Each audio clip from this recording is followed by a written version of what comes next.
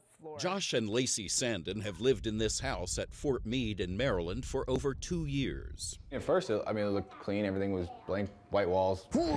Instead of rent, the Air Force pays a basic housing allowance of nearly $2,200 a month directly to contractor Corvius Military Living. We started noticing issues from almost the very beginning. Appliances started breaking. Siding on their 8-year-old house was warped. You can see all along this wall. And they suspected mold growing on the floor and walls was affecting their children's health, something their doctor hasn't ruled out. Ear infections, sinus colds. It was one after the other after the other. According to the EPA, allergic reactions to mold are common, and exposure can irritate the eyes, skin, nose, throat, and lungs. Neighbors had a similar problem, mold and a burst pipe that left standing water in their living room. Look. Both families say the response from Corvius was extremely disappointing. It seems to be a very long, painstaking process to actually try to get them to do anything, because they want to sweep it under the rug.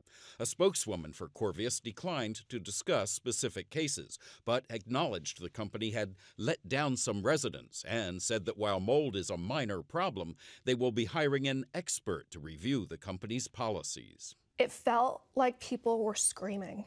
Shannon Razadin, a Navy wife, collected complaints ahead of today's hearing from more than 7,000 tenants across the nation through her group, the Military Family Advisory Network. They shared stories of black mold, of lead paint, of rats, roaches, bats. They're putting their lives on the line to protect and defend this nation, and they're living in squalor. People don't have recourse, and so they don't have the opportunity to withhold a rent check. And often they don't have the luxury of going to look at housing before they move. The Defense Department's own Inspector General cited pervasive health and safety hazards at housing facilities. A Department of Defense spokeswoman told CBS News that the military and its housing partners continue to work together to review housing conditions and evaluate policies and procedures.